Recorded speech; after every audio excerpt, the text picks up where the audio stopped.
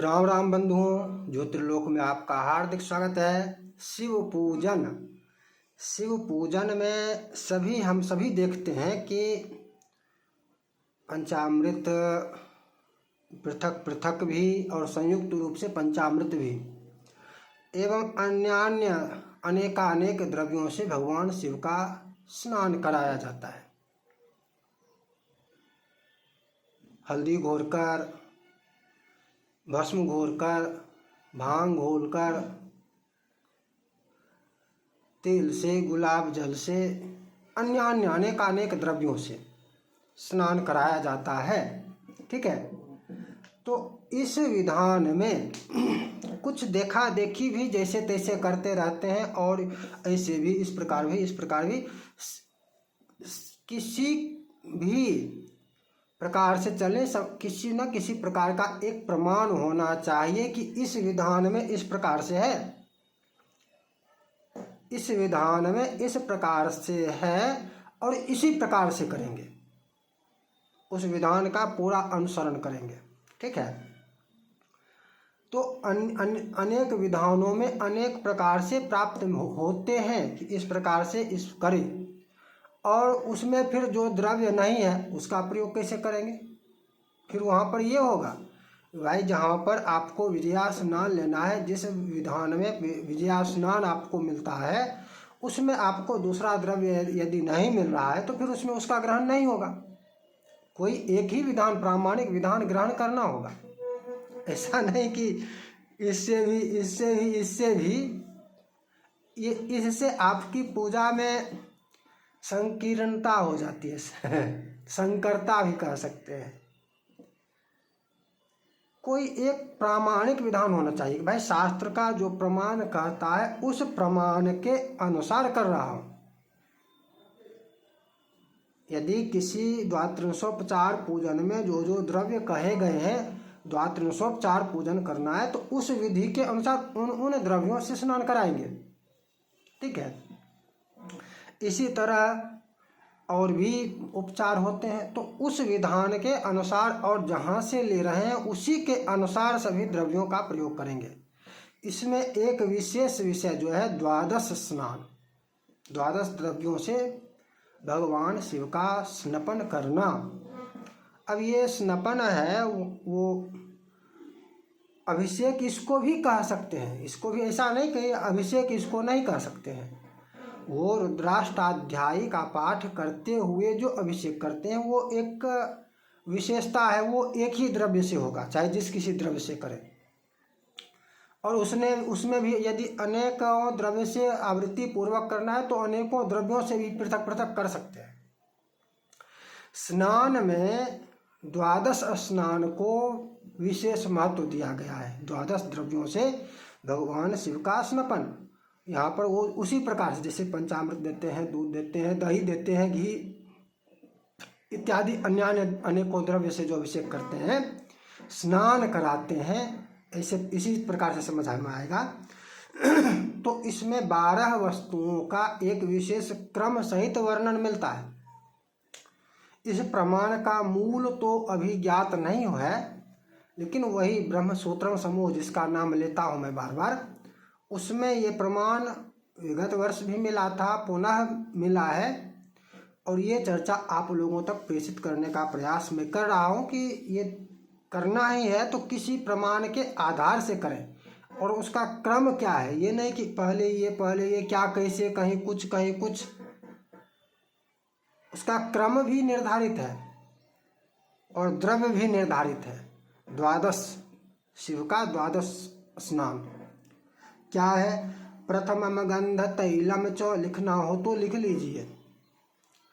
वैसे लिख कर मैं डिस्क्रिप्शन बॉक्स में भी देने का प्रयास करूंगा कि उसमें लिख कर दे दिया जाए। प्रथमम गंध तैलम च, द्वितीयम पंचगव्यकम, पंचामृतम तृतीयम स्यात्, घृतस्नानम चतुर्थकम, पंचमं पयसा स्नानम, दधिस्नानम च षष्ठकम, सप्तमं मधुना स्नानम, इक्षुसार चाष्टमं, नवमं फलसारं च, दशमं नारिकेलजं, एकादशम गंधतोयम द्वादशम जलमुच्यते। यहाँ पर एक और आपको नारिकेल का भी प्रमाण मिल रहा है। 11वें क्रम में नारिकेल जम है, नारियल का जल। ये भी प्रश्न उठता रहता है, इससे संबंधित चर्चा भी की गई है कि नारियल का जल भगवान शिव को चढ़ेगा या नहीं चढ़ेगा। तो नारियल का प्रमाण यहाँ भी आपको प्राप्त हो रहा है। अब समझिए, प्रथमम गंध तैलम च। गंध तैलम कहें तो एक अर्थ तो सुगंधित तेल भी मिलता है, सुगंधित तेल होता है, और दूसरा अर्थ चंदना चंदन तेल मिश्रित उबटन भी होता है। यहाँ पर मुख्य भाव उबटन है, मुख्य भाव उबटन है। यद्यपि सुगंधित तेल भी लेते हो तो लीजिए। तो प्रथम स्नान उबटन या सुगंधित तेल, जो सुगंधित तेल ही इसका अर्थ ले तो ले। वैसे गंध और तैलम, इन दोनों से प्रतीत यही होता है कि चंदन हल्दी इत्यादि द्रव्यों में तेल मिलाकर उबटन जो बनता है वो उबटन। तो यहाँ कहेंगे कि प्रथमम उद्वर्तनम होना चाहिए था। गंध तैलम है तो तेल ही होगा, और गंध है तो सुगंधित तेल होगा। तो ठीक है, सुगंधित तेल ही सही, सुगंधित तेल ही लीजिए। द्वितीयम पंचगव्यकम, दूसरे क्रम में पंचगव्य से तो कोई स्नान नहीं कराते हैं। कभी करते हैं कि कभी किए, कितना भी द्रव्य आपने प्रयोग किया हो स्नान में भगवान का, कितने भी कुछ लोगों ने किया होगा जो इस प्रमाण के आधार पर करने वाले होंगे, अन्यथा आपने कभी पंचगव्य से भगवान शिव का अभिषेक नहीं किया होगा, स्नान नहीं कराया होगा। द्वादश स्नान की बात करेंगे, द्वादश द्रव्य से शिव स्नपन की बात करें तो द्वितीय क्रम में पंचगव्य, द्वितीयम पंचगव्यकम। अब तीसरे नंबर पर, तीसरे क्रम में पंचामृतम तृतीयम स्यात्, तृतीय क्रम पर पंचामृत से स्नान। अच्छा, इन क्रमों में प्रत्येक क्रम में प्रत्येक द्रव्य के पश्चात शुद्धोदक स्नान भी होना ही चाहिए और हस्तक प्रक्षालन भी होना ही चाहिए, ये भी समझ लीजिएगा। घृत स्नानम चतुर्थकम, चतुर्थ क्रम में घृत। अब यहाँ पर ये मत कहिएगा पंचामृत में तो दूध दही घी मधु शक्कर इस प्रकार से होता है। ये विशेष क्रम है, द्वादश स्नान करेंगे, द्वादश द्रव्य से स्नपन करेंगे तो उसका द्रव्य भी इस प्रकार से है और क्रम भी जिस प्रकार से है उसी प्रकार से होगा। यहाँ पर ये नहीं कि घी पहले कैसे हो जाएगा। पंचामृत स्नान के पश्चात चतुर्थ घृत स्नानम चतुर्थकम, चौथे क्रम में घृत से स्नान होगा। पंचमम पयसा स्नानम, पांचवें क्रम में दूध आएगा, दूध से स्नान। दधि स्नानम चखष्ठकम, और दधि छठे क्रम में दधि स्नान। सप्तमम मधुना स्नानम, सातवें क्रम पर मधु से स्नान। और इक्षुसारम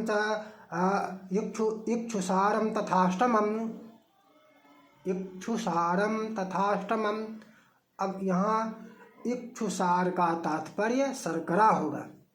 इक्षु रस भी ले सकते हैं, बनता इक्षु रस से ही है, लेकिन शर्करा, पंचामृत में शर्करा प्रयोग होता है और दूध दही घी मधु शक्कर सब कुछ आ रहा है तो यहाँ पर शर्करा ही आएगा। नवमम फल सारम च, नवें क्रम पर फलों का रस, अनेकानेक फलों के रस से कर सकते हैं। दसमम नारिकेलजम, और 10वें क्रम पर नारियल के रस से, नारियल के पानी से, नारियल के जल से। एकादशम गंधतोयम, 11वें क्रम पर सुगंधित जल, गंधतोयम, गुलाब जल भी जिसको कहते हैं, अनेकानेक प्रकार के द्रव्य। गंधतोयम, सुगंधित चंदन मिश्रित द्रव्य भी कह सकते हैं, जल भी कह सकते हैं, सुगंधित जल। द्वादशम जलमुच्यते, और 12वें क्रम में शुद्ध जल से, मतलब यहाँ पर शुद्धोदक स्नान, ये भी एक क्रम में आ गया। अंतिम में जो शुद्धोदक होगा वो विशेष स्नान होगा। मध्य में स्नानांते, दधि स्नानांते, पय स्नानांते इत्यादि इस प्रकार से, और अंत में शुद्धोदकम, ये वहाँ पर किसी के अंत में नहीं कि घृत स्नानांते, नारिकेलोदक स्नानांते शुद्धोदकम, वहाँ पर यह नहीं होगा। वहाँ पर शुद्धोदक स्नानम, शुद्ध वाला, सर्व शुद्ध वालो, ये शुद्धोदक स्नान,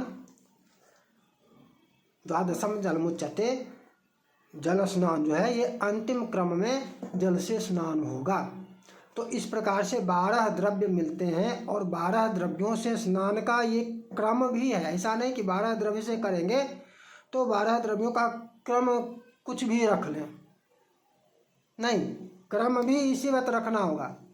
और इस प्रकार से जब ये 12 द्रव्यों से स्नान यदि करना है, करेंगे, तो यहाँ पर फिर ये भस्म स्नान, विजया स्नान, ये सब फिर इसमें नहीं घुसेगा, इसका भी ध्यान रखिएगा। भस्म धारण करेंगे, भस्म स्नानोपरांत भस्म धारण करेंगे, विजया अर्पण किया जाएगा भक्षण के लिए, विजया स्नान फिर यहाँ पर नहीं होगा। इसी प्रकार से अनेक अन्य जो किए जाते हैं वो 12 द्रव्य प्रयोग एक प्रमाण से है, ठीक है। इसका करेंगे तो इसी के अनुसार करेंगे, ना कि फिर इसमें कुछ और घुसा देंगे, क्रम को उलट पलट कर देंगे, तो नहीं, इसी क्रम से होगा। क्रम भी यही रहेगा, द्रव्य भी यही रहेगा। और शुद्ध जल से स्नान हो गया तो फिर हो गया, वस्त्र पड़ेगा। ये नहीं कि भस्म स्नान हो गया, विजया स्नान होगा, फिर तो 13, 14 इस प्रकार से बढ़ता जाएगा। उसका प्रमाण चाहिए ना कि 14 चतुर्दश द्रव्य स्नान, वो उस प्रमाण से करेंगे ना। 21 द्रव्यों से भी कर सकते हैं, उसका प्रमाण चाहिए ना कि 21 द्रव्यों से स्नान करेंगे, इसका यह प्रमाण है, यह क्रम है, तब न करेंगे। तो ये इस शिव रुद्राभिषेक में 12 स्नान की विशेष चर्चा थी। उससे शिव पूजन से संबंधित और भी अनेकानेक चर्चाएं की गई है, जो आप पीछे जाकर शिव पूजन प्लेलिस्ट आपको मिलेगा, प्लेलिस्ट में जाकर बहुत सारी चर्चा देख सकते हैं। पुनः मिलेंगे नई चर्चा के साथ। जय जय श्री राधे।